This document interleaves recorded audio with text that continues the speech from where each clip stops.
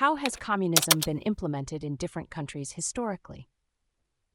If you're curious about how communism has been put into practice around the world, you're about to embark on a fascinating journey through history. Let's explore how different countries have implemented communist ideals in unique and sometimes dramatic ways. In Russia, the Bolsheviks, led by Vladimir Lenin, took power in 1917 and established the world's first communist state. They created the Communist International, or Comintern, to spread communist ideology globally. After Lenin's death, Joseph Stalin took over and introduced Marxism-Leninism, which involved forced collectivization of farms and industrialization. This period was marked by significant economic and social changes, but also by widespread famine and repression, particularly in Ukraine and Kazakhstan.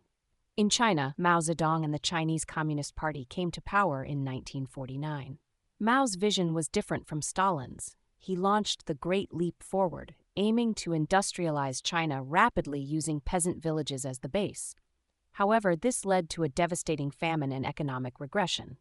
After Mao's death, Deng Xiaoping introduced market-oriented reforms, which transformed China's economy but maintained one-party rule. Cuba is another notable example.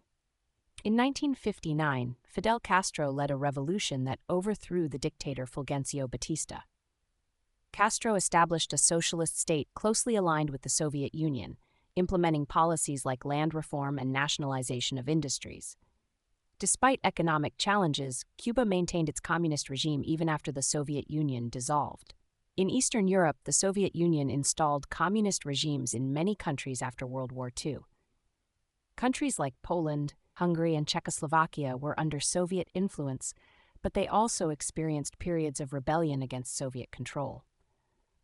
The Hungarian Revolution of 1956 and the Prague Spring of 1968 were significant attempts at reform that were ultimately crushed by Soviet military intervention.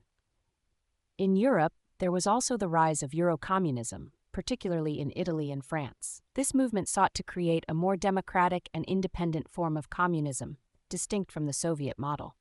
However, this led to criticism from more orthodox communist supporters who saw it as a deviation towards social democracy. In Africa and Asia, communist movements also emerged. For instance, in Vietnam, communist forces led by Ho Chi Minh fought against French and later American forces, eventually establishing a communist state.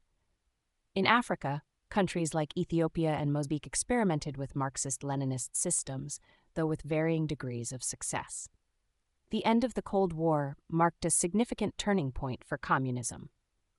With the collapse of the Soviet Union in 1991, many communist regimes either dissolved or transitioned towards more market-oriented economies.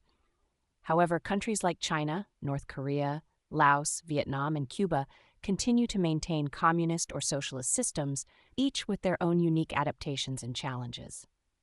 In summary, the implementation of communism has varied widely across different countries, reflecting local conditions, leadership visions, and global political dynamics.